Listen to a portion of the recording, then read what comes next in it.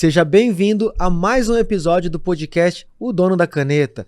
E hoje estamos aqui, pessoal, com um grande gestor, uma referência em nossa cidade aqui, Eduardo Cury. Seja bem-vindo, Eduardo. Legal, Rafa, obrigado pelo convite. Vai ser muito legal bater um papo sobre empreendedorismo e futuro também. Legal, maravilha. Não se esqueça de curtir o vídeo, compartilhar. Se você gostou do tema aqui, compartilhe naquele grupo de empresários, naquele grupo de amigos, naquele grupo de conservadores que você faz parte, no grupo da igreja. Se inscreve no canal também, ativa o sininho para não perder as notificações. E lembrando também que nós estamos aqui na dependência do Hub Estúdio Digital, onde você consegue produzir seus conteúdos para sua empresa, gravar criativos, gravar podcasts, fazer transmissões ao vivo e gravar o seu curso, tá bom? Então, se você precisa de algo nessa temática de produção digital, entre em contato com o Alê, ele vai deixar o contato dele aqui agora abaixo, tá bom? E aí, Eduardo, conta para mim, quando que você começou a segurar a caneta como gestor da cidade, como empreendedor? Como que você entrou nessa trilha de tomador de decisão? Rafa, olha, na verdade é minha vida, eu acho que como na vida da maioria das pessoas, você tem o norte, você sabe onde quer chegar, mas esse caminho Deus traça para você por vias que você não planeja, muitas das vezes. Essa vida empreendedora veio de infância, porque o meu avô do lado da minha mãe, mineiro, da roça, né? Ou seja, então todo cara de roça, ele é um empreendedor, né? Ele tem que botar o milho ali pros porcos, ele tem que plantar pra coisa dar, ou seja, é um empreendedor nato. E do outro lado, meu avô, libanês, ele veio em 1930 aqui para o Brasil, né?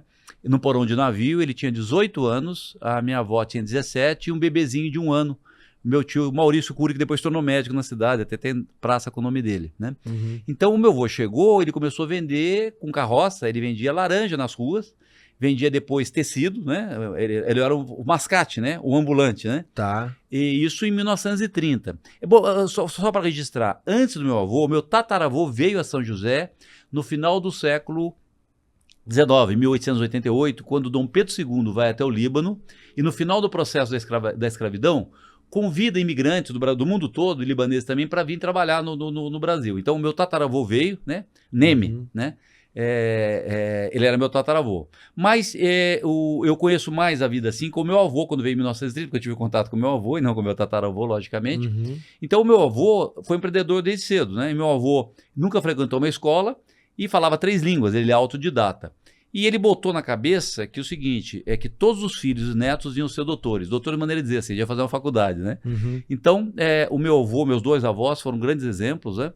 E então essa veia empreendedora, então desde muito cedo, eu nasci, até os 5 anos de idade, eu morava no fundo da loja do meu avô e do meu pai, né? Tá. Então, a minha vida era o quê? Eu ficava o dia inteiro na loja ali, eu fazia embrulho, pacote, brincava, fazia travessura, né? Então, aos 12 anos eu já trabalhava na loja, eu saí da escola e trabalhava ali, né? Eu fazia parte de banco pro meu pai, a hora que eu tinha que ter o banco antigamente, você usava dinheiro vivo, né? Até o banco pagar uma duplicata, né? Então, com 12 anos eu fazia isso. E também eu embrulhava. Então, essa veia empreendedora de trabalhar no seu próprio negócio, eu tive com eles. Na sequência, eu fui fazer engenharia mecânica, me tornei engenheiro, e aí a minha vida própria empresarial, de empreendedor, foi quando na faculdade, eu e 2 colegas, né, nos últimos anos, no penúltimo ano de faculdade, a gente resolve montar uma pequena empresa, né, uma pequena empresinha. E ela, na verdade, deu muito certo, ela andou muito rápido, a gente teve um sucesso estrondoso nos primeiros anos, você imagina, 3 jovens com 21 anos, 22 anos, eu me formei com 22, com 21 anos, solteiros, né? Solteiro você não tem despesa nenhuma, né?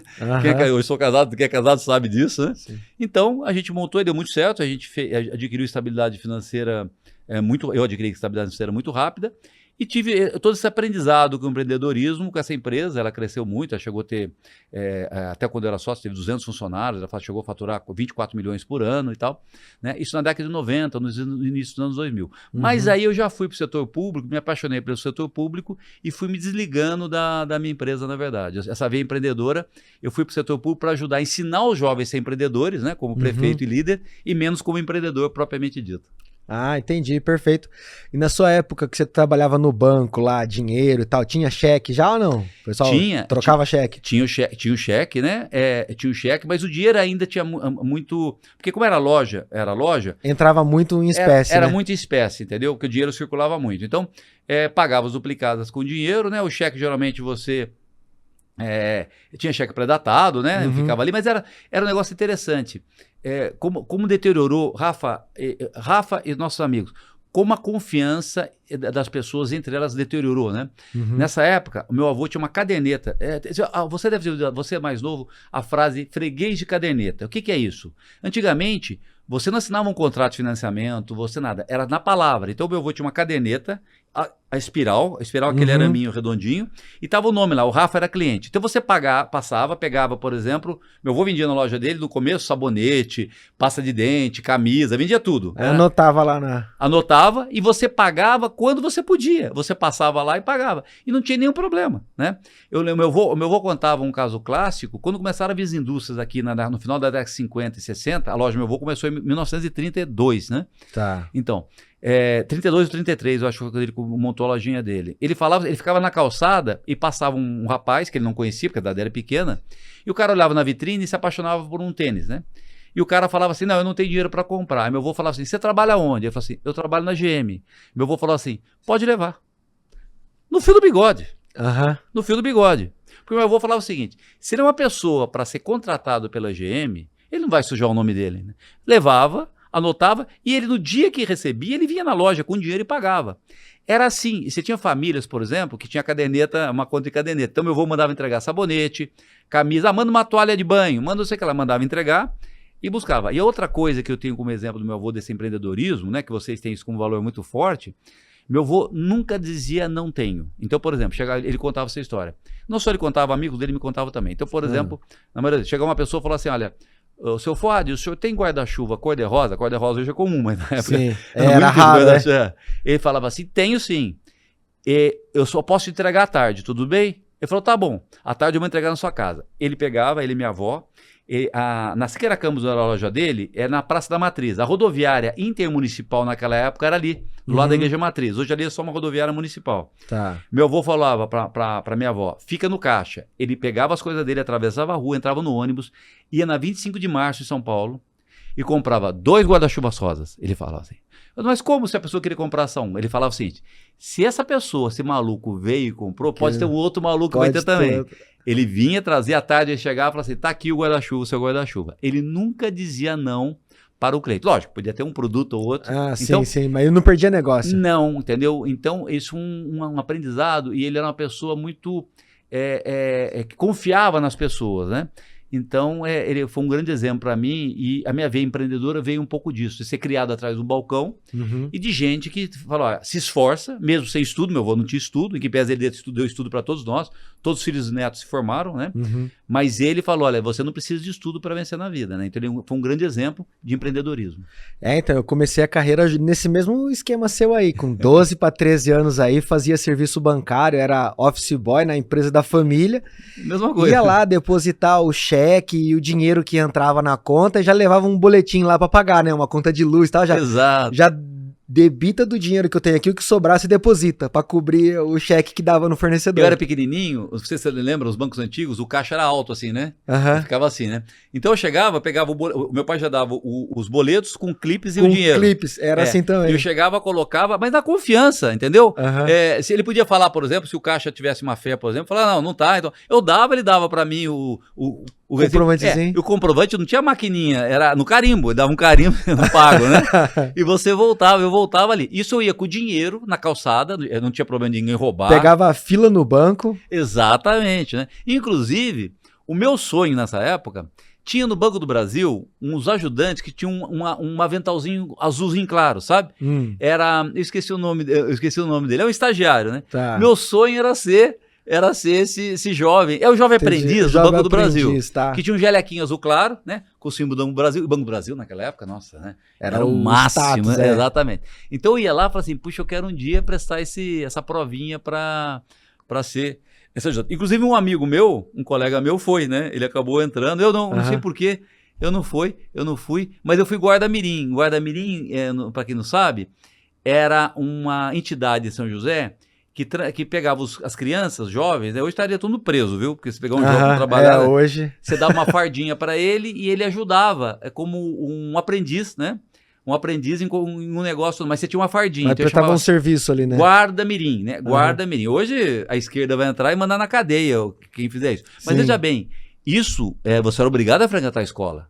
Isso era no horário complementar. Não era uma coisa, vai trabalhar para não estudar. Não. Você estudava, na época o estudo não era integral, era meio período, mas era para já dar a noção de que existe um valor para quem empreende, para quem trabalha. Vou falar a verdade, o trabalho é um valor fundamental, né? Então, isso que a esquerda combate demais, né? Eles falam que eles defendem os trabalhadores. Não, eles são contra o trabalho, né? São contra o trabalho. Eles têm raiva de quem trabalha, de quem tem sucesso. Eles só querem defender dinheiro para quem, na verdade, para esperto, né? E não para, na verdade, quem quer se esforçar. E você botar uma criança em contato com uma pessoa que empreende é muito bacana. Só para dar um exemplo, o Emanuel Fernandes, o ano passado, ele fez uma atitude muito bacana. Ele escreveu 1000 cartinhas e saiu pelos bairros distribuindo. Sabe o que ele fazia? Ele entrava já entrava no estabelecimento comercial e falava assim, não sou candidato a nada, não vou pedir voto. É o seguinte, o discurso dele é o seguinte, ele entrava, por exemplo, numa oficina mecânica ou numa padaria e falava pro dono, né? Lógico que as pessoas conheceram o Emanuel e tudo mais. Olha, ele falou assim, todo mundo acha que o rico é o outro, né? Todo mundo, se você olhar qualquer pessoa, fala, o rico é o outro, né? Eu tô aqui, mas o rico é o outro, né? Ele falou assim, você sabia que para a criança pobre do bairro, você é o rico? Você é referência? Você é pessoa importante para ela? Porque ela vê você sair aqui com o seu Gol zero, né? Com o seu carrinho zero. Você pode se achar rico, mas essa criança acha que você é uma pessoa de sucesso. Já experimentou trazer essa criança para passar um dia do seu lado aqui e mostrar o seu trabalho? Entendeu que bacana? Olha que legal, uma visão diferente. Por quê? Nos últimos anos, nas últimas décadas, a esquerda avançou demais, condenando o mérito, criticando quem se esforça, né? Condenando o empreendedor, não condenando o seguinte, com mais impostos, dificultando a vida dele, como se ele fosse o bandido, o vilão da história, né? Não, ele que gera emprego, que dá oportunidade. Então, o Emanuel, com essa atitude, tenta revivar um pouco as noções básicas do empreendedorismo e do sucesso e do mérito como exemplo para as crianças mais novas. Sim, sim, maravilha. E a empresa que você teve, de que mercado que era? Que ramo que era isso daí? Era uma empresa começou como uma empresa de usinagem, depois ela cresceu para outras coisas, né? Uma metalúrgica. Ela começou fazendo peças para as outras indústrias, por incrível que pareça. Gente, isso foi antes de eu ser prefeito, viu? Bem antes. A gente começou em 1986, tá? No meu último ano de faculdade. E eu fui prefeito em 2005. E a gente fazia de usinagem. Então a gente começou assim, eram 3 colegas de faculdade, e nós 3 falamos assim, vamos montar uma empresa, vamos nos formar como engenheiro, tem bastante indústria em São José, vamos trabalhar nessa indústria como engenheiros, vamos juntar dinheiro e montar uma pequena indústria no futuro, para começar do zero. Então é isso. Só que no último ano de faculdade veio o Plano Cruzado, e as pessoas não lembram, nos primeiros meses do Plano Cruzado, faltou tudo no mercado, faltava tudo. Tudo que você tinha para vender, vendia, tá? Ficou uma explosão de consumo. E nós tínhamos economizado e comprado um torno mecânico, acho que as pessoas nem sabem, torno mecânico que faz peças mecanicamente, já é tudo por computador, né? Computadorizado. E a gente achou um torno mecânico velho jogado numa oficina em Caçapava. Nós, na verdade, eu jogava basquete na época e eu tinha uma remuneração como jogador de basquete pequena, tá? Mas eu tinha uma remuneração, eu fazia engenharia mecânica, e jogava basquete, então eu tinha uma remuneração. Meus 2 colegas, eles já eram, na verdade, eles eram técnicos em mecânicos também. Um trabalhava na Vibraz e na Tectran. Então, mesmo durante a faculdade, nos últimos anos, nós tínhamos uma renda. Os 3 solteiros. Gente, você ganhar um salário mínimo solteiro, sobra dinheiro, né? Porque solteiro não tem despesa nenhuma. Eu não bebi, nunca bebi, nunca fumei, ou seja, eu não tinha nenhum vício para gastar, então guardava tudo.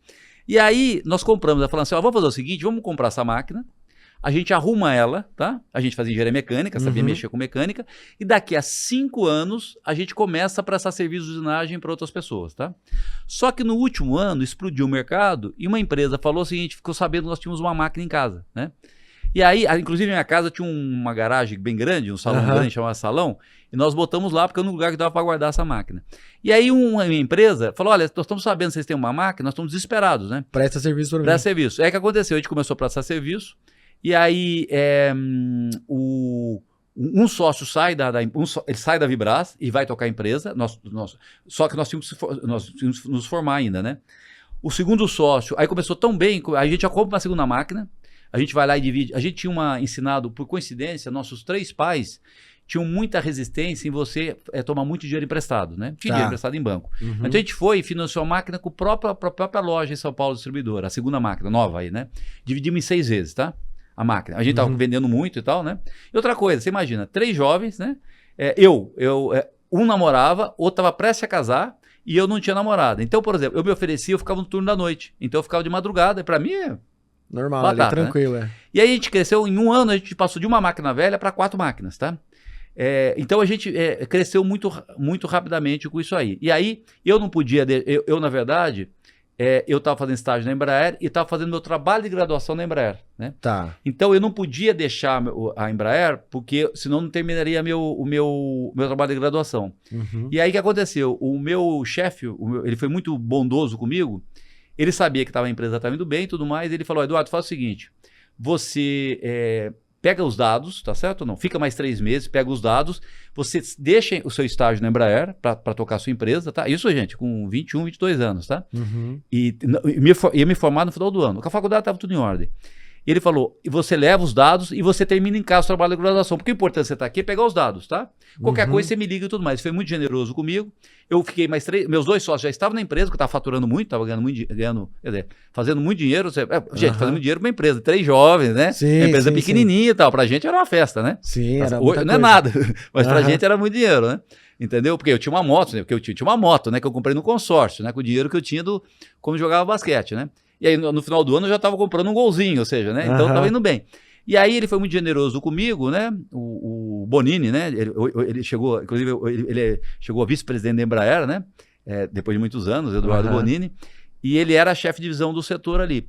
E ele era meu mentor no trabalho de graduação. Então, ele foi generoso comigo. Eu parei as conclusões e peguei só dados. Aí eu fui para casa, concluí em casa, né? Em casa não, na faculdade eu concluí. Por isso eu pude ir para a empresa, porque a empresa como é muito rápida. A gente, em 6 meses, em um ano, foi de uma máquina velha, um caco que a gente chamava um caco velho, né? Toda enferrujada, para 4 máquinas. Aí trabalhando... Aí o que aconteceu? Esse ano, o Plano Cruzado, no final, teve uma mega crise no Brasil. Quebrou um monte de gente e tudo mais, né? E aí você tinha muitas empresas usinais, né? Muitas, excelentes empresas. A gente se inspirou, inclusive, em várias delas. Só que nós tínhamos perto de 57 empresas de usinagem em São José. E a grande maioria quebrou com o Plano Cruzado. Por que nós não quebramos? Porque nós não tínhamos tomado financiamento. Então, o que aconteceu? A gente conseguiu pagar ali. Então, aí o serviço parou, uma mega crise no Brasil todo, a gente ficou sem serviço, né? Mas a gente não tinha dívida. Época do Sarney ali. Hã? Época do Sarney. Do Sarney, então. Mas não tínhamos dívida, né? Então, veja bem, eu não bebia, não fumava, tá? Eu ainda morava na casa dos meus pais, né? Com 20 anos, eu morava na casa dos meus pais, né? Para comer, eu tinha lá onde comer. A gente ficou com 2 funcionários, tá certo? Diminuindo o tamanho. Depois de um ano, foi voltando, entendeu? Só que aí que aconteceu. É até triste falar isso. Muitas empresas quebraram, porque muitas empresas se empolgaram e começaram a fazer muito financiamento no BNDES. Pegar muito dinheiro emprestado. Quando caiu o serviço, não tinha como pagar. E aí veio o banco e tomou as máquinas dessas pessoas. Gente muito competente, gente que nos inspirou em São José, inclusive. E aí, por que a gente sobreviveu? Porque nós não tínhamos dívida. Aí quando retomou 1 ano, 2 anos depois, nós tínhamos poucas máquinas, mas o seguinte, tinha um monte de gente quebrada, o banco tomou a máquina das pessoas, quando voltou, as empresas não tinham para quem mandar serviço, porque essas empresas tinham quebrado, fechado, e as máquinas tinham dado. E nós tínhamos, e aí a gente teve, no primeiro momento, um crescimento absurdo, fora do normal. Depois nós começamos a ter um crescimento ao longo de 10 anos, um crescimento normal. Mas isso que fez a minha estabilidade financeira, né? E me deu um porte para que depois, no futuro, eu pudesse ir para a política sem ter risco para minha família. Entendi. Então, enquanto empreendedor, então, você ter tido não trabalhado, alavancado, foi o que salvou a sua empresa num momento de crise. Sim. Em que pese, eu vou dizer, grandes empreendedores têm que arriscar. Então, em algum momento, você tem que arriscar e tomar algum dinheiro. Um crédito. Mas não se iludir, tipo assim, não, o cara tinha uma máquina, como tinha crédito fado no BNDES, ele foi lá e comprou mais 20, tá claro? Tá, entendi. Ele tomou muito risco no crédito. Exato. Então a gente fez o seguinte, a gente tinha uma, comprou mais uma. Aí 2 comprou uma terceira. Terceira comprou uma quarta. E assim foi, tá? Aí na quarta, não precisei mais dividir em 6 vezes, já deu para dividir em 3, porque nós estávamos faturando bem. Já estava girando mais. Exatamente. Então, um pouco disso. Então, eu lembro quando veio a crise, a gente devia uma ou 2 parcelas, tá? Nos apertamos e pagamos, tá? Mas não ficamos devendo nada para ninguém a ponto do banco vir tomar as nossas máquinas, tá? Entendi. Ficamos sem serviço. A gente brinca, a gente ficava jogando dominó com os funcionários, né? A gente fala funcionário assim, nós tínhamos 5 funcionários. Sim. Então a gente brincava, tinha mais cacique do que índio, né? E eu, inclusive, fui para as máquinas. De madrugada, eu ficava na máquina. Por quê? tinha trabalho pra caramba, uma máquina parada, eu ia pra máquina. Eu ia lixar peça, né? Eu ia fazer usinagens mais simples, não complexas, que eu não tenho curso de torneiro mecânico. Mas eu fazia isso. Então, e fazia com a maior felicidade do mundo, entendeu? Porque eu sabia que eu estava ajudando a empresa a crescer, que na verdade, o nosso sonho estava se tornando realidade. Então, a veia empreendedora, né, do meu avô no balcão da loja, eu estava aplicando na empresa. Isso estou falando 10 anos antes de eu entrar na vida pública. Tá bom. E daí então você viveu um pouco da realidade do empreendedor, que tem que tomar risco, que tem que cavar o seu espaço no mercado e tal.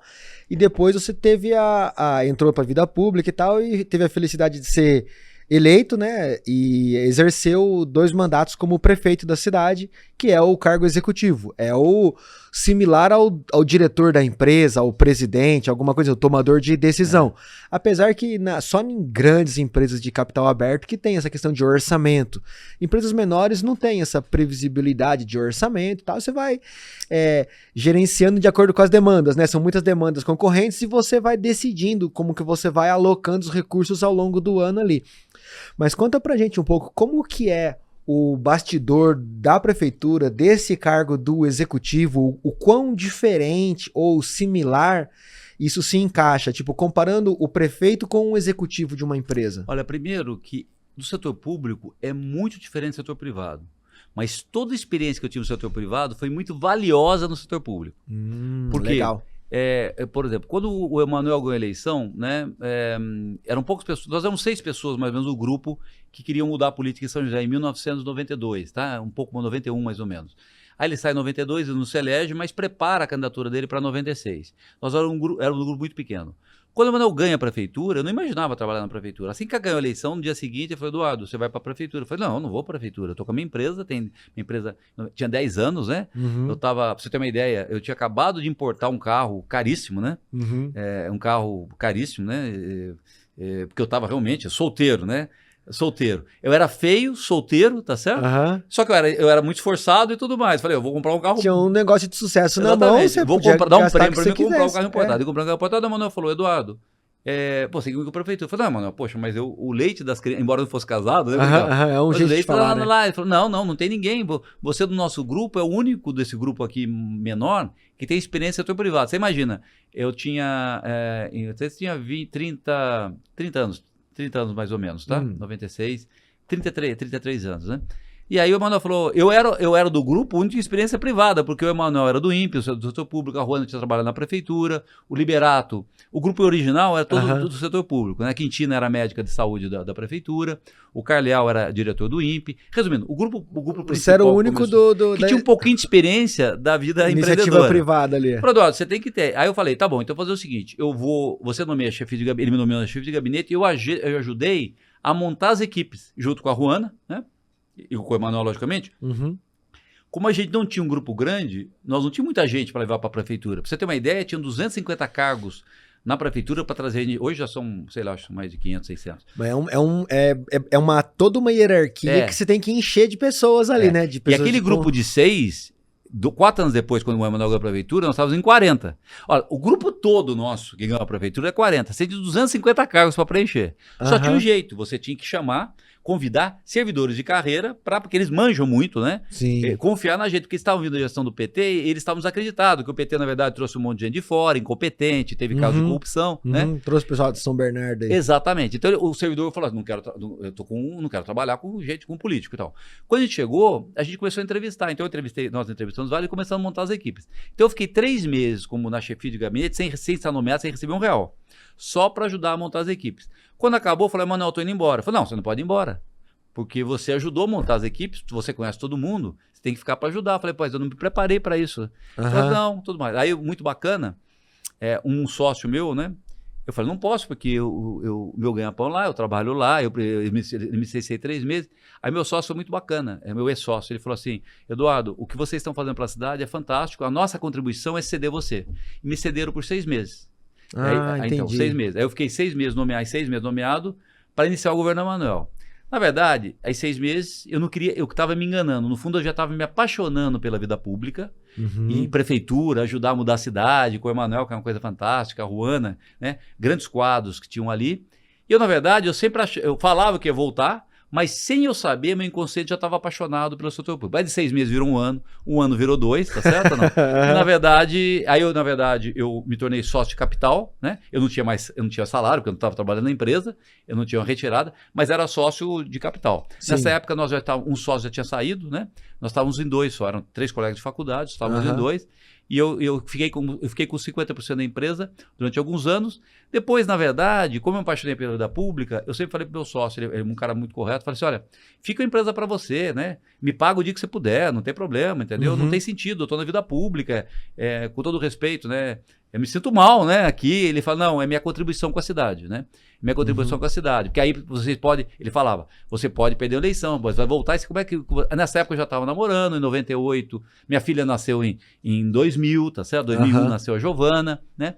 E aí eu já tinha uma família, sendo uma família de aumenta, né? Sim. E aí ele falava, não, porque se acabar a política, né? A política não é uma coisa, não é segurança financeira, então você vai. Sim. Mas eu fui, na verdade, na medida que o filho dele foi crescendo, depois uns anos o filho dele foi fazer engenharia, eu percebi. Eu fui falando para ele, olha, a empresa é sua, né? Eu não tenho mais nada, né? Poxa vida, você que desenvolveu os clientes e tal. Ela já exportava também. E aí eu fui diminuindo a participação de 50% para 40%, 20%. Em 2012 eu só tinha 10%. Tá. E em 2012 eu vendi os 10% para ele, né?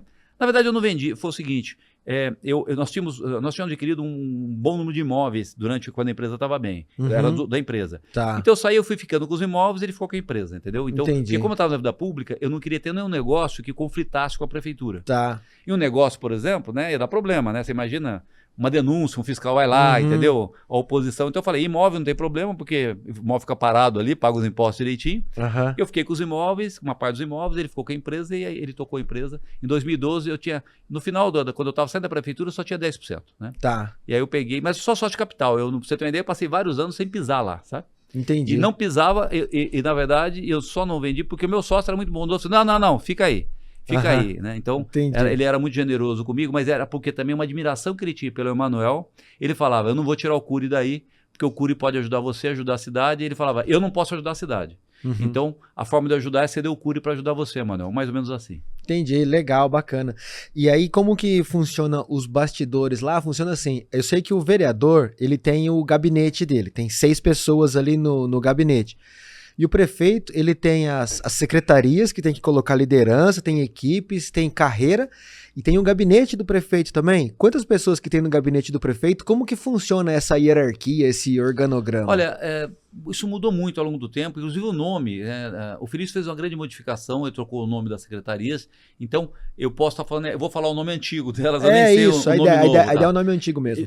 Isso que eu vou falar para você é uma estrutura clássica, tá? Isso vale para governo do estado, para presidência é um pouco diferente. Governo do estado e prefeitura é mais ou menos clássico, tá? Você tem o prefeito, você tem 2 secretarias, chama da casa, tá? Próximo do prefeito, que é a Secretaria de Governo e a Secretaria da Casa Civil, tá? Casa Civil é chefia de gabinete, tá? Alguns lugares tem 3, tá certo? Tá? Então, depende do prefeito, ele dá a estrutura que interessa a ele. Então, tem lugares, por exemplo, na minha época, a Secretaria de Governo cuidava no mundo externo, tá? Ou seja, Câmara Municipal, relacionamento com juízes, porque a prefeitura tinha funcionário no judiciário, nos cartórios, ou seja, esse relacionamento com o mundo externo, Câmara era a Secretaria de Governo. E a chefia de gabinete, mundo interno, ou seja, a chefia de gabinete comandava os secretários. Era a voz do prefeito com o secretário. Então, por exemplo, o prefeito falava assim, olha, vamos fazer esse programa. Quem cobrava o dia a dia era o chefe de gabinete.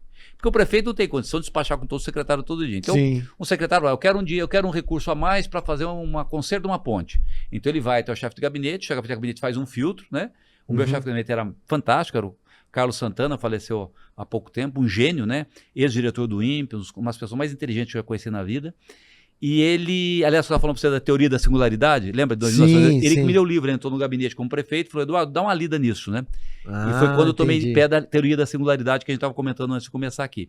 E ele era muito bom, ou seja, os números, tinha um caderno, ele tinha os números todos, então os secretários, ele era muito gentil também, então ele conseguia fazer o filtro. Quando o secretário chegava com um projeto estapafúrdio, por exemplo, ou um dinheiro, por exemplo, mais do que necessário, isso nem chegava a mim, ele já dava um corte ali, entendeu? Olha, você não precisa de 5 milhões, com 4 milhões você faz e tal. Então, é isso. Tem lugares que é o contrário, a Secretaria de Governo cuida da máquina e a chefia de gabinete ou Casa Civil cuida do mundo externo, tá? Ah, entendi. Então, hoje, por exemplo, as pessoas mudaram para Relações Institucionais, tá? Secretaria de Relações Institucionais, ou Ministério das Relações Institucionais, ou seja, aqui mundo externo. O nome varia, mas todo gestor público precisa ter alguém que ajude a comandar a máquina e alguém que relacione com o mundo externo, tá? Porque tem muita demanda externa, tá? E aí é uma pessoa ou é uma equipe em cada um desses aí? Na minha época era uma pessoa, a secretária e mais um assessor, né? Hoje deve ter aumentado. Hoje um grande desvirtuamento da máquina pública, está muito inchada hoje. Porque você tem muita pressão por emprego, por cargo, a multiplicação de partidos gerou o seguinte: todo partido quer ter um espaço no governo, tá? É legítimo que você participe do governo. O problema é que cada partido quer um espaço, então você precisa de mais cargos. Então isso deteriorou no Brasil. Você fica loteando e criando vaga, né? Antes era o seguinte: como é que era na nossa época? Você tinha os cargos e todas essas funções eram necessárias, tá?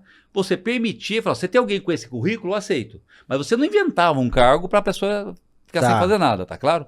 Hoje não foi só, não estou falando só isso em relação a São José, houve um desvirtuamento geral, tá? No Brasil todo. Ou seja, você tem que criar cargo para dar um emprego sem saber para que serve aquela pessoa, se ela é útil ou não. Às vezes não estou dizendo que a pessoa é desonesta, não, entendeu? Sim, sim. Às vezes você cria o cargo, mas na verdade o partido precisa dar um emprego para aquela pessoa, né? E você cria o cargo desnecessariamente. Então houve um desvirtuamento. Então, pra você ter uma ideia, a prefeitura tinha 10 mil funcionários, 10 mil, né? 8 mil, desculpa, 8 mil, somando urbano e uns 10 mil. Só 250 era cargo comissionado, né? Hoje eu acho que tem, hoje você contar a Urban, que ninguém sabe lá quanto tem na Urban, que não é transparente e tal, eu acho que deve estar na faixa de 700, 800, né? Comissionado, 700 comissionado, assim, gente, que quando eu falo comissionado é que você pode convidar de fora da prefeitura para trabalhar. Isso, ele seria o cara que veio a convite de quem está eleito ali. Exato.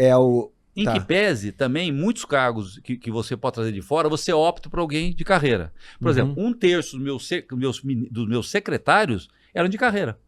Eram tão bons que eram de carreira. Ou seja, eu não fui buscar fora. A secretária de Educação era de carreira, né? Então, as pessoas eram tão boas que você fazia. Então, outra coisa, era um pouco secretaria. Isso expandiu demais, né? Ou seja, o governo federal tem 36 ministérios, tinha 20, ou seja, você fica criando ministério para atender o partido tal só após tiver o ministério. Como ele não tem capacidade para ficar no ministério muito competente, você inventa o ministério, divide, aí você divide esporte, cultura, relações institucionais, relações raciais, da mulher, ou seja, eu não estou dizendo que nada disso seja importante, eu estou dizendo que talvez para fazer isso não precisa do ministério, você precisa ter uma boa equipe executando um bom plano. Mas não necessariamente o Ministério. O Ministério tem que ser uma coisa muito grande, velho. Ministério da Saúde. Você tem milhares de hospitais pelo Brasil e tudo mais. Aí precisa do Ministério. Ministério da Educação. Tá. Agora, um monte de ministério foi criado para, por exemplo, o governo federal, ministério para atender grupinho, né? Aí morre a Marielle Franco, tem que arrumar um emprego para a irmã da Marielle. Aí tem que dar o ministério, vai inventa o ministério, né? Para assistir esse jogo do Flamengo em São Paulo, no Maracanã. Então, mas não foi só no governo federal. Houve um desvirtuamento geral. O Brasil, resumindo, Rafa, precisa de um freio de arrumação, sabe? Sim. Eu acho que não corrige gradualmente, não. Precisa de uma pancada para corrigir isso tudo. Precisa uma revisão geral, né? Isso não é uma crítica à Prefeitura de São José. Isso sim. O que acontece em São José... É o modelo partidário brasileiro. Acontece em qualquer lugar do Brasil, entendeu? É o modelo partidário, modelo político do país, né? Exato. Precisa de uma reestruturação, né? Nesse sentido, né? Aí botar parente, botar sobrinho, sabe? Isso desvirtuou. Inchou a máquina. A minha mulher, por exemplo, foi muito, muito colaborativa no Fundo Social. O Fundo Social não ganhava R$1, tá? Não ganhava R$1 para isso. Ela sempre falava: Eduardo, por que eu não posso? Eu trabalho mais que muita gente, por que eu não posso ser remunerada? Rosana, legalmente você pode. Eu não quero, entendeu? Por quê? Porque eu não queria dar o exemplo de botar parente remunerado, tá certo? Sim. Então, a minha mulher sempre falava: mas Eduardo, todas as prefeituras, a primeira-dama é presidente do Fundo Social e tem salário e tudo mais. Falei, eles podem legalmente, eu que não faço aqui em São José. Então, eu tinha essa preocupação, né? Que pese você ter parentes, você tem parentes às vezes fantásticos, competentíssimos, tá certo ou não? A Ruana veio trabalhar comigo, né? Uma das maiores gestoras públicas que eu tive contato do Brasil, a Ruana Blanco Gomes, né? Então, às vezes você tem esse caso. Eu não quis colocar parente meu, porque eu achava que eu tinha que dar o exemplo, entendeu? Agora, virou uma bagunça isso, né? Então, eu acho que isso... Porque, veja bem, se você não dá o exemplo, como é que você vai cobrar dos outros? Sim, perfeito. Isso não é um problema no setor público, em qualquer lugar, numa empresa também. Se o dono da empresa não dá o exemplo, se ele é o último a chegar, como é que ele vai dar exemplo pro funcionário dele para chegar cedo? Então, o dono da porcada, né, tem que dar o exemplo, na minha opinião. Sim, perfeito. E aí o prefeito, ele nomeia os líderes das secretarias e daí cada uma monta a sua hierarquia ali, desdobrando para diretores, gerentes e tal. Sim. Você ajuda um pouco, ou seja, né? Porque você tem uma equipe, por exemplo, tem pessoas, por exemplo, que legitimamente têm aspiração, não é de partido político, que querem contribuir na prefeitura. Então o teu papel, o chefe de gabinete, o papel dele é com o secretário, falar, olha, eu tenho esses currículos aqui, mas não impor, ver se algum deles encaixa, né? Porque aí, na verdade, nós vamos ter uma pessoa de confiança que junta fome com a vontade de comer, uma pessoa de confiança que também tem o perfil para esse local. Mas o secretário sempre tem liberdade. Se ele chegar para mim como prefeito e falar, Eduardo, nessa vaga eu preciso trazer essa pessoa de fora, eu nunca disse não. Nunca disse não. Lógico, depois de um ano você cobra o resultado. Sim, claro. Mas nunca, ou seja, você tem que delegar. Eu vou cobrar o secretário. Eu não vou cobrar o cara que ele contratou. Eu cobro ele. Né? É impossível um prefeito ficar cobrando terceiro, quarto escalão. Lógico, você pode até com uma pessoa, por exemplo, que faz uma coisa legal. Eu dou um exemplo para você. Um belo dia, eu era muito rigoroso, né? Eu sempre trabalhei muito forte, muito rigoroso com a cidade e tal. Eu, por exemplo, pegava papel no chão, eu tirava a placa, eu mesmo, botava no meu carro com o prefeito e tudo mais. E um belo dia, fazer uma homenagem aqui, tá? Uma homenagem a ele, né? O meu diretor de obras, não é nem secretário, se eu não me engano, diretor de obras. Um belo dia eu passei embaixo do viaduto aqui do Anel Viário e tinha umas iluminações azuis, tá? Azul. Tá. Né? Eu peguei a iluminação e falei, caramba, eu não dei essa ordem, né? Tá bom. Aí eu peguei e liguei para manutenção, né? Secretaria de Serviços Municipais, né? Falei, foram vocês? Falei, não fomos nós. Tá bom. Eu liguei para a Secretaria de Obras, se eu não me engano. Não, tá certo? Não. Aí me ligou o William Nazi, que era o diretor de obras. Falei, Eduardo, eu estou sabendo que você tá bravo, você tá pé da vida com esse negócio. Fui eu que coloquei para fazer um teste. Falei, cara, eu tô há uma semana procurando, achei maravilhoso, foi você, pô? Ele falou assim, eu fiz e fiquei com vergonha de você ficar bravo. Eu falei, não, cara, maravilhoso, vamos colocar embaixo todos os viadutos, porque é muito bonito à noite, um azul. Então, resumindo, então eu buscava da liberdade, como eu era muito detalhista, né? Eu sou virginiano, então o virginiano, ele é meio detalhista com as coisas e tal, né? Tá. Chega a ser chato em certos momentos, assim, com detalhes, né? Então, às vezes, meus secretários falam assim, puxa, Eduardo, olha tudo, né? Presta atenção em tudo. Pô, fiz a obra lá, deixei meio metro de guia quebrado, ele foi lá, olhou. Então, eu era um pouco disso também. Então, às vezes, né? As pessoas, né? O caso dele, por exemplo, eu falei, pelo amor de Deus, cara, parabéns. Aí, da reunião do secretariado, eu falei, olha, eu quero dar os parabéns aqui, que ideia fantástica. Porque eu sempre falei pra turma o seguinte, arrisquem, tenham boas ideias e tal. No primeiro dia, é uma coisa que ficou marcado aqui, muitas pessoas me falam até hoje. Quando eu ganhei a prefeitura, o primeiro dia da reunião, a gente toma uma posse dia 1º e à tarde eu fiz uma reunião do secretariado. Eu, para os meus secretários, todos que eu tinha acabado de nomear, eu entreguei um envelope, surpresa. Dentro do envelope tinha uma sandália, havaiana na época, uma toalhinha, eu comprei do calçadão, uma toalhinha, tá? Uma toalhinha desse tamanho, tá? E um binoclinho de plástico, comprei lá no calçadão um binoclinho de plástico, assim, o dia de hoje R$10, tá? E botei no envelope. Entreguei, todo mundo abriu, todo mundo deu risada, eu falei assim, esse envelope simboliza o que eu quero de vocês esses 4 anos, tá? Primeiro, tá? O binóculo é para vocês olharem longe, tá? Vocês têm que pegar as coisas mais arrojadas do mundo e fazer para São José.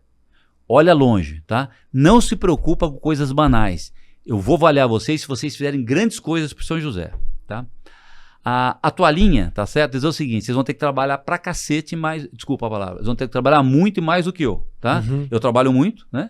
Então vocês vão trabalhar muito, porque a gente só consegue sucesso se trabalhar muito, tá? E a sandália é o seguinte, a gente é empregado do povo, humildade pra todo mundo aqui, tá certo? Não? Então, eu botei no envelope isso pra eles no primeiro dia, eles falaram que marcou a vida deles. Que legal. É bacana. E esse binóculo quer dizer muito sobre a gestão e a maneira como você e o Emanuel pensam, né? A gestão e a cidade. Você sempre se preocupou em fazer obra pensando no longo prazo, pensando no resultado que aquilo vai dar para a cidade no longo prazo, né, Eduardo? Então, eu sempre olhei muito lá na frente para fazer o que é fazer hoje, sabe? Então, uma coisa, por exemplo, que atendesse a cidade só no próximo ano, eu não fazia. Eu fazia o projeto para atender daqui a 10, 20, 30, 40 anos. Então, dou alguns exemplos para você. Bom, eu criei o Parque Tecnológico, né? O Parque Vicentino Aranha, quando aquele era um hospital abandonado. Então, essas coisas as pessoas conhecem. Mas também, toda vez que ia dimensionar alguma coisa, eu colocava um grande dimensionamento, né? Então, por exemplo, o técnico chegava e falava assim, Eduardo, essa pista nós vamos fazer... Por exemplo, a Avenida Eduardo Cury, que na verdade não sou eu, as pessoas confundem, é o meu pai, tá? Porque você não pode no Brasil dar nome de pessoas vivas. Pessoa viva, não pode. Então, aquilo foi na gestão do Emanuel, mas eu era secretário e executei aquela obra. E um vereador homenageou meu pai anos depois, tá? Aquela obra ali, o projeto inicial era 2 pistas, tá? Eu não, falei, não, nós vamos fazer... Eu como secretário, o Emanuel deu apoio, tá? Vamos fazer com mais pistas e tudo mais, tá? Então, eu sempre fiz pensando coisas grandes no futuro, né? Então, a Vioeste, tá certo ou não? Eu já fiz com o canteiro central, eu não podia fazer maior porque ali era governo federal e o PT não queria doar, não queria permitir um trechinho Exato. a mais, uma então faixinha eu te fazer a mais. ali. Mas o outro lado, por exemplo, a Via Norte. A Via Norte e a Via Oeste era o mesmo projeto, tá? Olha a Via Oeste, tá certo? Só que a Via Oeste não tinha problema com o governo federal. Então eu fiz 3 faixas, né? Na época as pessoas, pô, exagerou, por que não fez menor, não passa carro? Vai lá ver Vai hoje. lá, entendeu? Exatamente. Então, eu sempre fiz as coisas pensando no futuro. Aliás, vou fazer um desabafo aqui. Tô muito magoado quando eu uso a Dutra agora, né? Posso fazer um desabafo aqui? Pode, fica Vamos à lá. vontade. Com essa obra que tá ali agora rolando? Eu vou dizer para você de um ex-prefeito, uma pessoa apaixonada por São José, uma pessoa que olha detalhes, tá? Talvez as pessoas não tenham percebido. A Nova Dutra, agora se chama concessionária, está construindo as marginais, né? As obras de ligação e tudo mais. É bem-vindo, eu ajudei como deputado. Aliás, o Tarcísio, na época ministro, me ajudou a corrigir o projeto, fazer justiça. O Felício também, como prefeito, ajudou. Os prefeitos ajudaram, foi um movimento único e eu, como deputado, pedi ao Tarcísio. Beleza. Só que na execução, estão fazendo uma maldade com São José. O que eu vou falar aqui, talvez as pessoas não percebam, mas você presta atenção. Quando as marginais do lado sentido São Paulo, tá? Essas marginais, gente, primeiro vamos codificar aqui, tá? Explicar um pouquinho, desculpa ser um pouco didático. Tá bom, vai lá. Pista expressa é da Dutra Central, a pista grande, tá? Que vai do Rio a São Paulo. Pista lateral é aquela onde colada na cidade que tem o comércio, tá claro? E pista marginal é a do meio, tá claro? Então vamos pegar um exemplo aqui, para quem tá ali perto do Center Valley, tá? Aquela avenida tem o ponto de ônibus é a pista local. A segunda é a marginal, que foi construída em 1996 pelo governo Fernando Henrique, na concessão, e o Emanuel era o prefeito.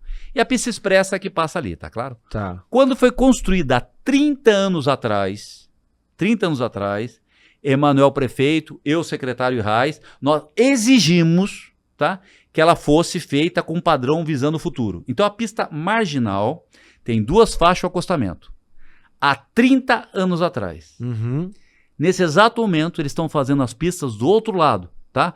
Lá na Kodak, tá certo? Sim, em frente à Centro Passado ali. 30 anos, eles estão fazendo 2 faixas sem acostamento. Sabe o que está acontecendo? Vai congestionar.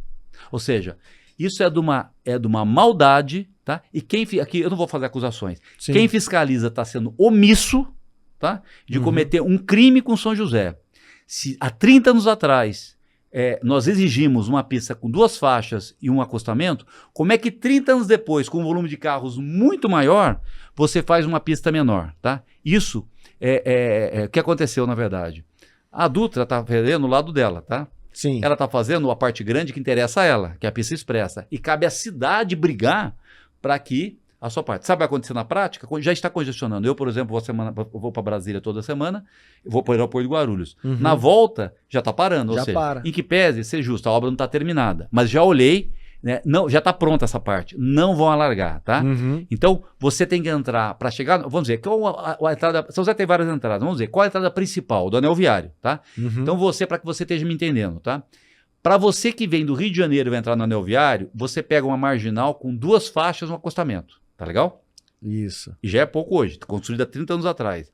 A nova pista, quem vem de São Paulo, lado contrário, e vai pegar a viária ali? Você sai para uma pista 2 sem acostamento. Se quebrar um caminhão, meu amigo, vai parar lá em Santa Isabel, entendeu? Vai mesmo. Então isso é uma falha de projeto e uma falha da Nova Dutra. Não é falha porque eles sabem o que estão fazendo. Eles estão economizando, na verdade, jogando problema para a cidade, tá?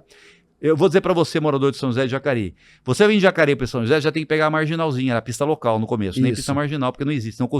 Não fizeram pista marginal. Fizeram no primeiro trecho de Jacareí. Local. Erro, eu não aceitaria, tá? Eu, Eduardo Cury, não aceitaria. Sim. Eu queria pista marginal. Eles fizeram uma pista gigante, pista central, e jogaram a saída de Jacareí na pista local. Sabe o que vai acontecer no futuro, quando permitir comércio ali? O dia que a Kodak, por exemplo...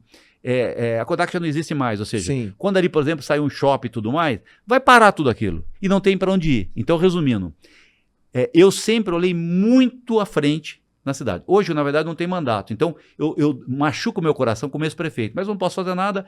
Eu não sou candidato de oposição, eu não tenho o hábito de criticar, xingar ninguém, mas me machuca porque... Na minha época do Emanuel, a gente olhou muito o futuro, né? Sim. E a visão curta das pessoas hoje não percebe. E não pode cobrar do cidadão. O cara tem muito trabalho, ele não sabe disso. Sim. Ele não sabe disso. Mas mesmo eu como cidadão joseense, há muitos anos eu lembro das obras do seu mandato e tal, quando começou essa obra na prefeitura, eu fiquei observando e eu também tenho essa mentalidade de futuro. Você viu, né? Eu quero que a cidade, ela construa obras pensando no longo prazo para o negócio poder realmente crescer, dar vazão, porque incomoda, gasta dinheiro, mexe com a população, tá 1 ano, sei lá, 1 ano e meio já em reforma, em obra e pondo dinheiro. No final disso, tem que ficar bom. Lógico. Você tem que olhar e tem que falar, não, agora isso aqui serve para 20 anos. E não vai servir, do jeito que tá ali, não tem como. Pra você ter uma ideia, como é a preocupação. Quando eu projetei a Cambuí, eu que arrumei o dinheiro e projetei. Lá ficou largo. Exatamente. Você viu o viaduto projetado por nós? O tamanho do viaduto ali, em frente à igreja da cidade? Sim, ali. é enorme. Então, 7 pilastros. Ali a gente já fez, gastamos mais, mas já fizemos. Ali não tem dinheiro da Nova Dutra, não. Dinheiro da cidade. Tá? Dinheiro que eu consegui do BID, foi dinheiro que eu consegui para que fez a Via Cambuí, que fez o Parque Ribeirão Vermelho, né? Uma série de obras na cidade, foi esse recurso que eu consegui. Podia ter feito um viaduto menor. Não, a gente já fez o viaduto para falar para adulto o seguinte, ó, quando você for fazer a obra, já tem espaço. Ela fala assim, não vou alargar porque o viaduto é pequeno, tá entendendo? Nós já fizemos pensando nisso. Podia economizar esse dinheiro. Não, eu já pensei no futuro. Então, me machuca muito ver que eu e o Emanuel pensamos na cidade para o futuro, tá? E ver o pensamento pequeno das novas gerações, de gestores, não do cidadão. Sim, o cidadão sim. não tem, ele Não, não aprende gestores. na escola, tá? Que, na verdade, não vê nenhum exemplo, nem copiar. Era só copiar do outro lado. E perceber. Eduardo, peraí, não, isso pode fazer depois, não dá depois, sabe por quê? Porque o de construir em shoppings, concessionárias, você é inviável você destruir uma concessionária, você não vai ter dinheiro para desapropriar, para largar uma avenida de vários quilômetros. Então, essas coisas você pede, você exige na hora que é possível. Então, por exemplo, as marginais, por exemplo, que ligam a chegada do Vista Verde, tanto a chegada e saída, foram especificadas, uma foi exigência minha que fosse daquela ali. 2 faixas de acostamento, tá vendo? Tá claro. Lá atrás, essa não foi nós pagamos não, a Petrobras pagou na obra que ela tinha uma contrapartida na obra dele. Então, se lá atrás, há muitos anos, a gente já exigia esse padrão, por que depois de 30 anos derrubaram o padrão? Quem vai pagar é o congestionador. Agora, veja bem, olha que vergonha. Vai inaugurar uma visão obra, pequena, né? Vai inaugurar a obra e vai congestionar, tá certo? E aí você vai fazer, como é que você destrói a obra? Não destrói mais. Vai carregar para o resto da vida a incompetência e a visão curta de ver uma cidade, uma visão eleitoral e não a visão de futuro para a nossa cidade. Exatamente. Eu acho que todo empreendedor, que os convidados que eu trago aqui, né, todos normalmente da iniciativa privada, eles mostram que tem visão, grande visão e tal, e aí eles prosperam naquilo. Mas o gestor, quando ele entra com uma visão curta, ele entrega um serviço pífio, um resultado aquém do que a cidade precisa para o médio prazo, vamos dizer assim. Vou dizer uma coisa para você, a experiência que eu tenho, eu deputado e tal, você pode ter pessoas, trabalhadores e tudo mais, né? E às vezes ela não tem visão de longo prazo. É que São José exige pessoas de visão de longo prazo. Por quê? Você tem o ITA, você estava falando, por exemplo, da sua admiração, que é minha também do Osíris, né? Eu tenho uma paixão pelo Osíris. Tenho uma admiração profunda. Esse cara, se ele fosse mais jovem, era meu candidato a presidente da República, entendeu? Um grande brasileiro, né? Então, uma cidade tem Osíris, Fernando Mendonça, né? O Osíris é um cara visionário demais, então, né? Exatamente. A gente não pode, São José, ter visão de quintal, pô, sabe? Visão pequena. Tem que pensar grande. Sim, é uma cidade que exige, isso, né? Por exemplo, né? Eu não tenho mandato, né? Eu não tenho essa responsabilidade, mas me machuca por ter sido prefeito, fazer, puxa vida, perderam. Veja bem, eu não critico erros consertáveis, tá? Muitas pessoas, eu fui candidato, as pessoas chegam, Eduardo, erraram isso, mas eu falei, dá para consertar? Não vou nem criticar. Se é consertável, eu não critico. Sabe por quê? Todo ser humano tem direito a errar. O que eu fico chateado são coisas não consertáveis, entendeu? Por visão pequena, tá? Ou visão oportunista. Normalmente é infraestrutura, né? Ou visão Não, educação também. Educação também? Porque educação você planta aqui, depois de 10 anos você não vai mudar mais. Se você ensinou errado o jovem... aquela geração ali você matou. Perdeu. Por que o Brasil está nessa tragédia? Uma visão de esquerda na escola, tá? Você faz gerações, ou seja, vamos aqui entre nós, tá? Vamos aqui entre nós, uma coisa bastante grave, tá? Faz 18 anos que a esquerda domina a educação no Brasil, tá? Mesmo professores dedicados nem sabem que o pensamento é de esquerda, tá? Sim, tá, é verdade isso. Eu vou dar um exemplo para você de uma coisa que eu ouvi que até hoje eu fiquei chocado. Então, faz 18 anos que a esquerda domina a educação no Brasil, até um pouco antes, tá? Você concorda comigo? Se a educação dele estava certa, não teriam milhões de pessoas na beira da calçada sem ter o que fazer, certo? Sim. Pessoas de 40 anos que tinham 20, tinham 15, tinham 10 quando estavam na escola, quando a esquerda chegou no poder. Então, qualquer pessoa razoável tem que entender que esse modelo educacional da esquerda falhou no Brasil. Com certeza. E é um crime que você faz. Eduardo, conserta como? Você não tem que pegar uma pessoa de 40 anos, tá? Que não consegue ter renda para um salário mínimo e botar na escola de novo. Não tem como fazer. Você cometeu crime com ela há 20 anos atrás, há 30 anos atrás. Então, por isso que eu defendo, nesse novo projeto agora que eu estou participando, uma educação tem que ensinar. Ensinar português, ensinar, nem português, leitura básica. As crianças têm que sair com leitura, têm que sair com... A nossa escola de São José é privilegiada, aqui no Vale. Eu estou falando do Brasil como um todo, tá? Do Brasil como um todo. Então, aqui as escolas são boas. Então, eu vou dar uma frase, por exemplo, que na verdade marcou muito, foi o seguinte. Eu tive sempre um grande apoio dos professores, né? A rede municipal sempre me ajudou muito. Na minha época, o IDEB sempre foi o primeiro ou segundo lugar do Brasil, nós perdemos isso, tá? A São José caiu nesse ranking. Na minha época, o IDEB é a medição a cada 2 anos, tá? Mas sempre foi primeiro e segundo colocado. A gente dividia com Sorocaba sempre e um ano dividimos com Joinville. Eu era primeiro e segundo colocado. E eu sempre tinha eventos com os professores. Eu lembro uma professora muito dedicada, excelente professora, né? Ela falou assim: Eduardo, eu tenho 2 exemplos na educação. Eu tenho 2 admirações no exemplo na educação. Você e Paulo Freire. Cara, eu fiquei com vergonha de dizer para ela o seguinte: cara, o que a gente faz em São José não tem nada a ver com Paulo Freire. Se a gente tivesse Paulo Freire em São José, tá certo? A educação não seria tão boa quanto é.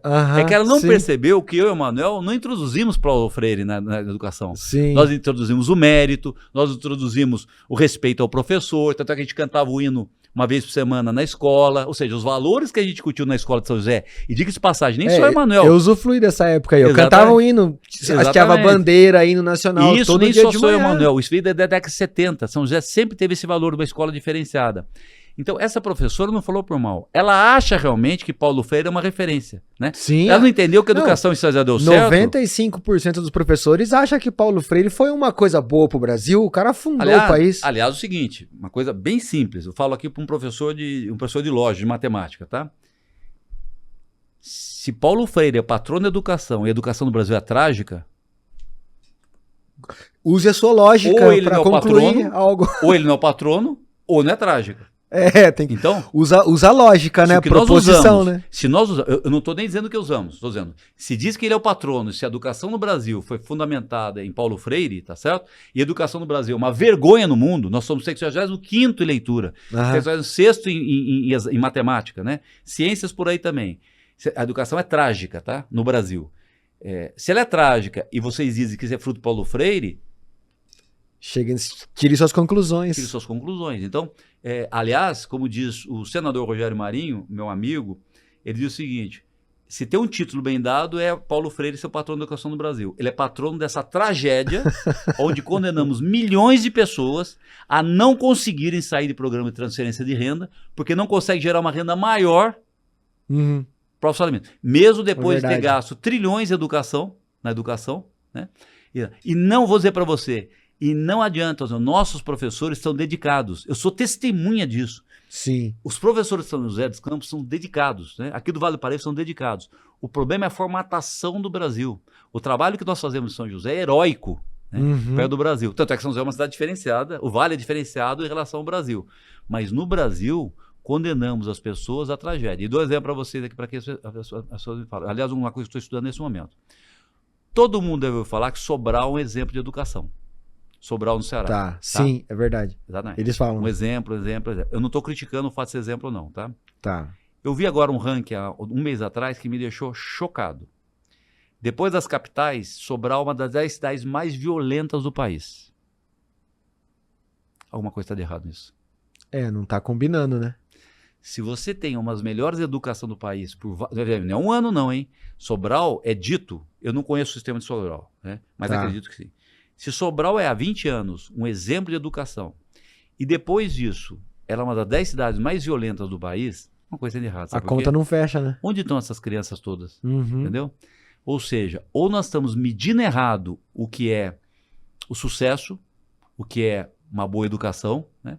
Ou aconteceu alguma coisa em Sobral que ninguém consegue explicar. Todo mundo saiu de lá. Todo mundo que estudou saiu de lá às vezes. Não é uma crítica a Sobral, gente. É só uma reflexão. Eu não tenho a resposta. Sim. É que eu vi o dado, fiquei assustado. Que Sobral é considerado uma das melhores educação do Brasil, isso é verdade. né? É verdade. Uhum. A pergunta é, o que aconteceu para ela ser uma das mais violentas, tá? Veja bem, não é um assalto, é mais violento, significa que o crime está deteriorado na cidade. Se a maioria das pessoas fosse bem educadas, isso provavelmente não aconteceria. Alguma coisa nessa medição tem que ser revista, tá? Então Com é uma certeza. dúvida, eu não estou fazendo uma acusação, é uma dúvida, ou seja, a conta não fecha, entendeu? Sim, Tá claro? perfeito, perfeito. Por que São José não é uma das cidades mais violentas do Brasil? Porque tem uma educação diferenciada, tem uma cultura empreendedora, tem esses dois pilares, uma cultura empreendedora e uma educação valorizada, tá? Se você tem isso, você consegue, tem problema de segurança, mas não igual nos outros lugares, tá? Uhum.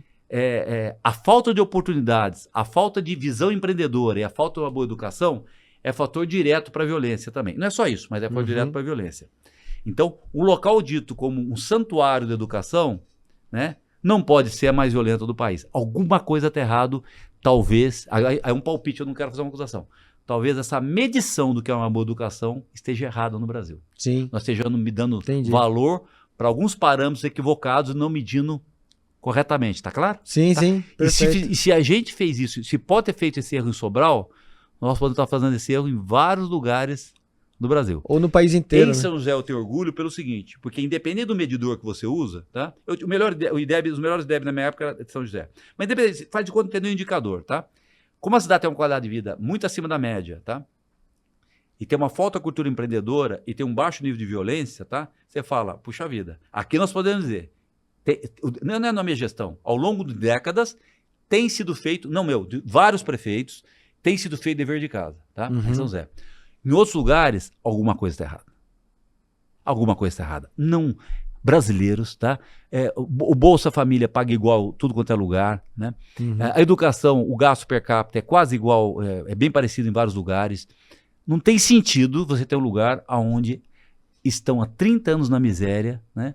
Os mesmos políticos, a mesma metodologia, há 30 anos na miséria. Alguma coisa tem de errado nisso. Com certeza, com certeza. E no seu período de mandato, tiveram algumas coisas importantes para a nossa cidade. Então você teve ali a aquisição do prédio, né, que hoje tem o Parque Tecnológico.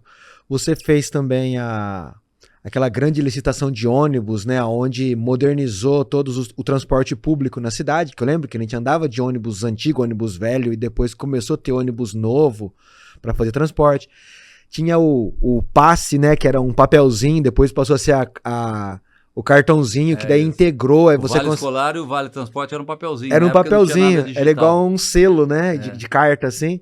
E aí depois você criou também aquele cartãozinho magnético, né, Sorocaba tinha já, aí trouxe para São José também. E aí começou a fazer a integração de ônibus. Então hoje o cara paga um passe e pega 2, 3 ônibus e tal. Começou no meu governo. Isso, começou no seu governo.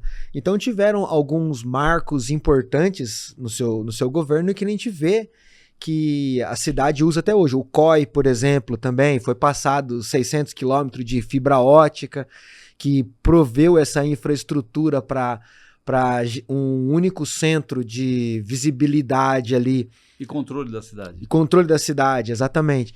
Então isso foi uma visão que você colocou em prática há anos atrás e a sua visão de longo prazo na ocasião se comprova perene, que é útil até os dias de hoje. Vem sofrendo atualizações nas mãos de outros gestores, mas foram coisas disruptivas para a época e que têm se mostrado de sucesso.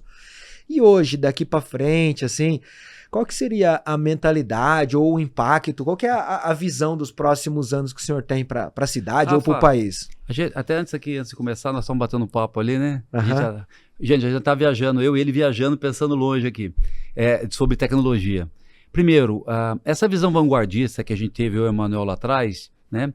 Essa visão, ela já é curta para os próximos anos. Ou seja, aquele modelo de visão, ou seja, restabelecer a indústria, tecnologia e tudo, na cidade, talvez isso já não seja modernidade daqui a alguns anos. Então, eu estava comentando com você, em 2030, a primeira previsão era 2045, já se antecipou. Em 2032, a capacidade dos processadores vai passar a capacidade do cérebro. Quando isso acontecer, é como se tivesse um bug na sociedade e no ser humano. Ou seja, a expectativa de vida vai explodir, nós vamos para 150, 180 anos muito rapidamente, a partir de 2030, 2032, né? Doenças que eram incuráveis vão ser muito fáceis de você saná-las. A educação vai ter uma revolução, porque você, na verdade, não vai estudar alguns anos, você vai estudar a vida inteira.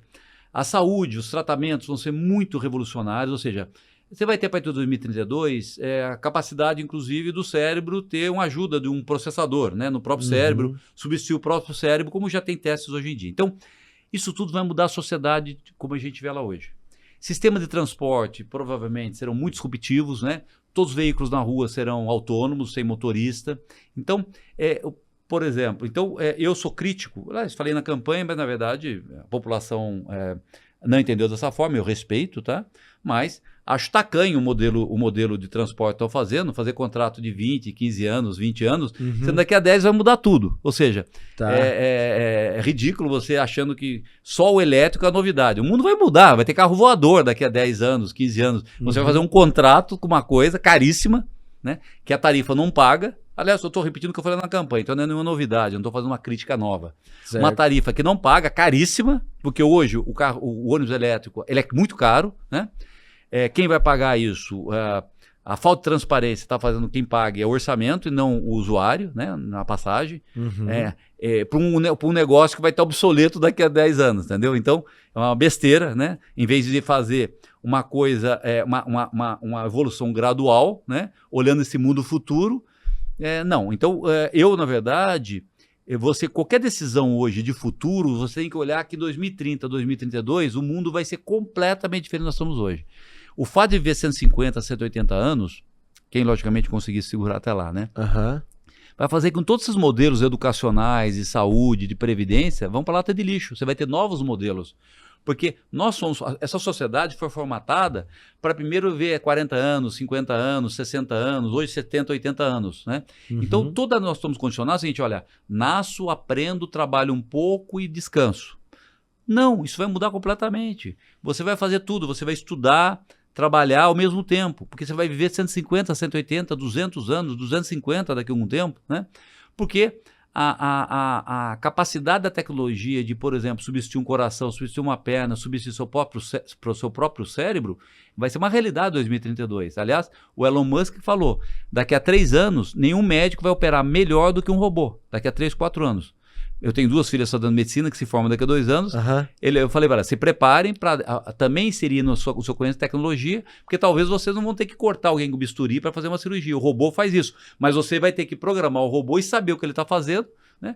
Porque o ser humano é insubstituível para algumas coisas. Então, o que eu faria no setor público é não tomar nenhuma decisão de longo prazo, de mais de 5 anos, tá? Ou seja, qualquer coisa de 5 anos, sem olhar esse mundo novo que está vindo. E aí você pensa numa transição. Lógico, você tem coisas emergenciais. Tem que botar gente, tem que botar o médico no posto de saúde, tem que botar a enfermagem no posto de saúde, repor o professor na sala de aula, não estou falando nada disso, não. Estou falando assim, se você tem que tomar uma decisão que perpasse mais de 5 anos, você tem que olhar o mundo que está por vir, né? Exemplo, inteligência artificial. Nós temos que ensinar todos os nossos jovens na escola a fazer prompt, ou seja, prompt, gente, é o que você pergunta para a inteligência artificial. Não basta inteligência artificial se você não souber perguntar para ela, tá claro? E chama-se prompt, né? Então, ela inclusive, né? Inclusive, nós estávamos comentando agora há pouco, ela pode te ajudar a fazer essa pergunta, mas você tem que saber a primeira pergunta para fazer para ela. Isso toda pessoa, todo ser humano, com 80, 90, tem que saber a partir de agora como você pergunta para a inteligência artificial, porque ela vai fazer tudo por você no aspecto de conhecimento, no aspecto de passar conhecimento e explicações para você. Então, imediatamente, tinha que reformatar todo o nosso sistema educacional para, além de leitura, matemática, lógica, tá? Que é o básico, tem que dar noção para nossos jovens sobre isso, senão eles vão ficar desguarnecidos no mundo. Os outros países vão ter isso, nós vamos estar aqui com uma produtividade melhor, os empregos de baixa remuneração, porque nós erramos, porque os políticos erraram nas escolas e não preparar os nossos jovens para esse mundo novo de 2030, 2035. Então, isso é uma realidade, está sendo muito rápido. A inteligência artificial é só uma componente dessa realidade, tem muita coisa acontecendo, carros voadores, né?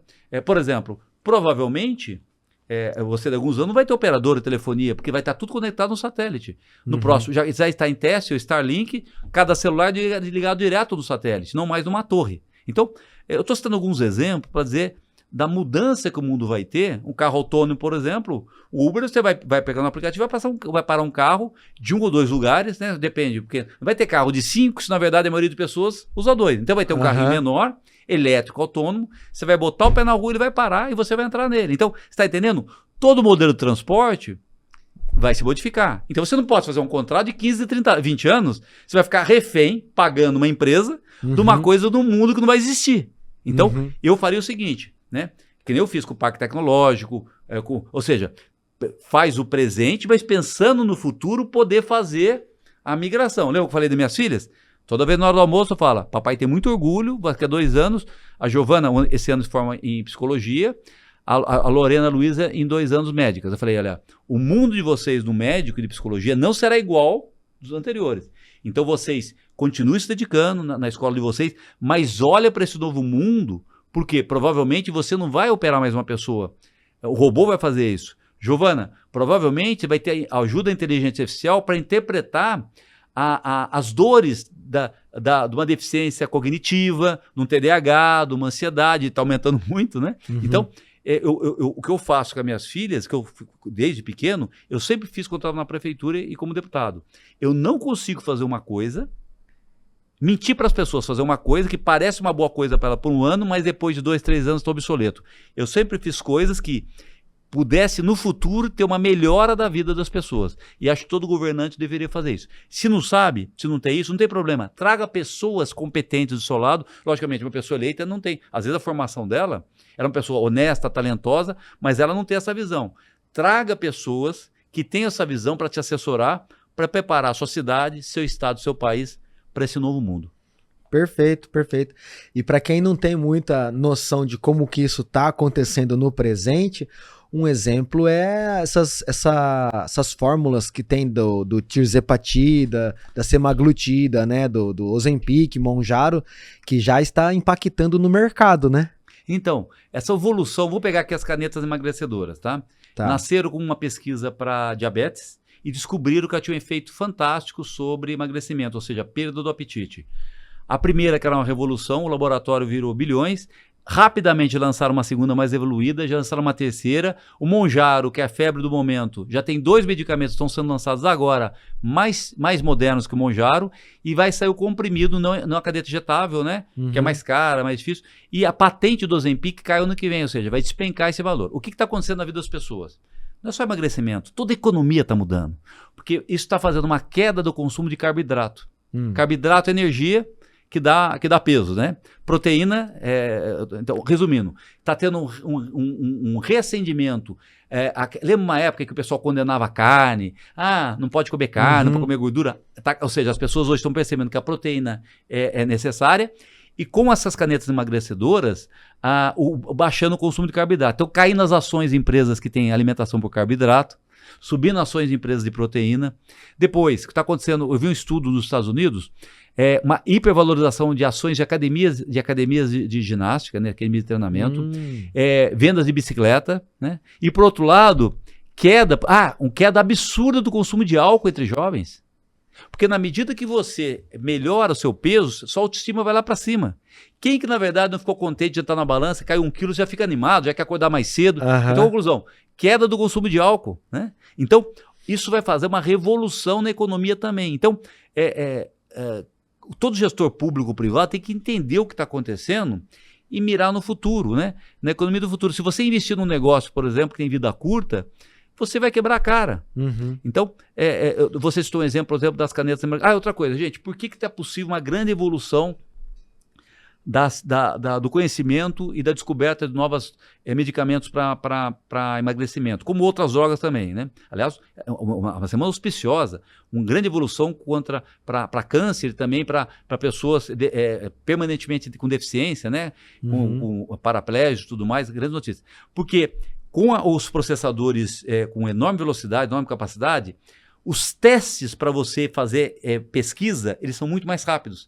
Antes você tinha que pegar um ser humano, introduzir nele a droga, aguardar 3, 4 anos, aí não deu certo, aí você muda a pesquisa. Então você levava 30, 40 anos para desenvolver um medicamento para aquilo.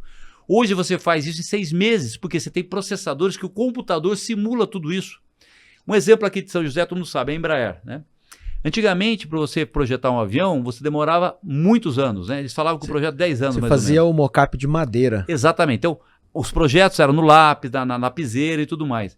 Hoje, como você faz tudo no processador, você consegue simular o avião sem ele estar pronto. Então, a velocidade que você projeta e põe um avião construído, o primeiro protótipo, é muito mais rápido.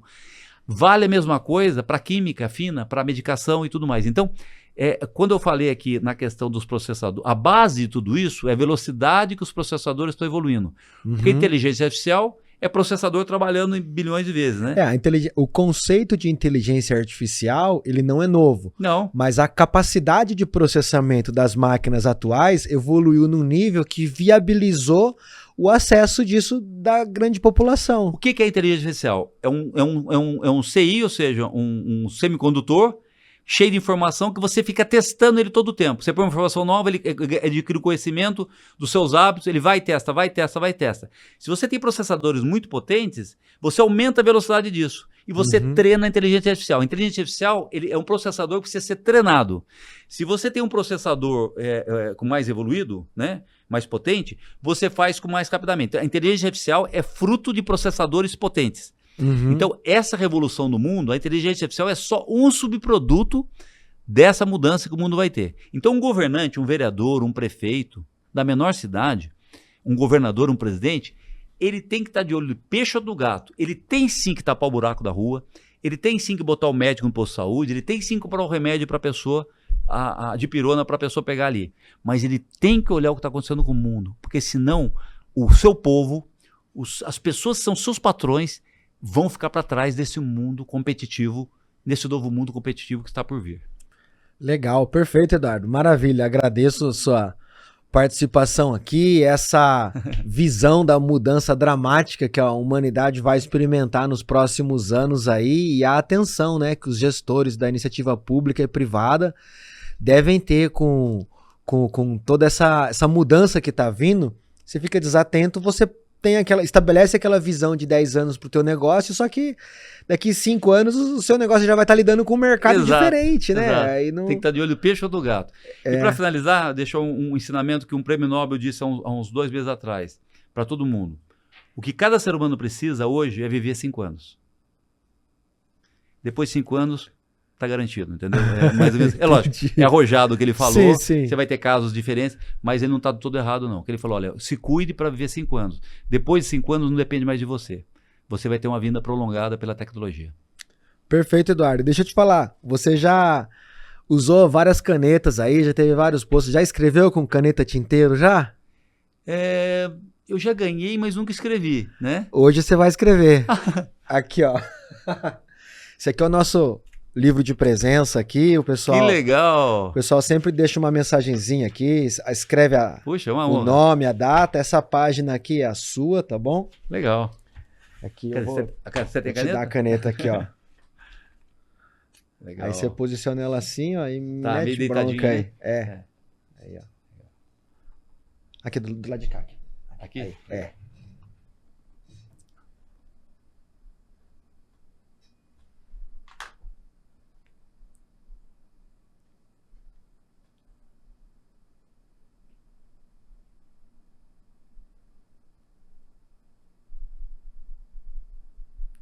Escrevendo muito rápido. Tranquilo.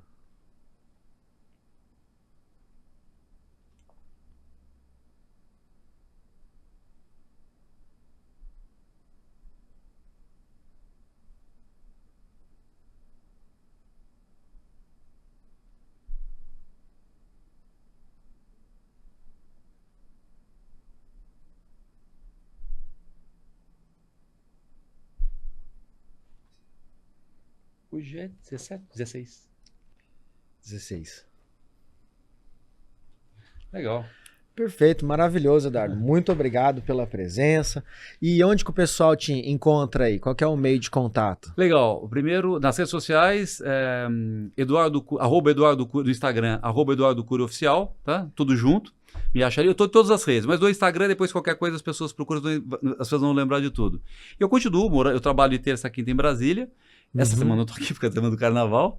E eu continuo morando em São José, minha vida toda eu morei em São José. E tenho muito orgulho de morar aqui, eu adoro morar aqui, já recebi convites para trabalhar em São Paulo, convites para ir definitivamente para Brasília.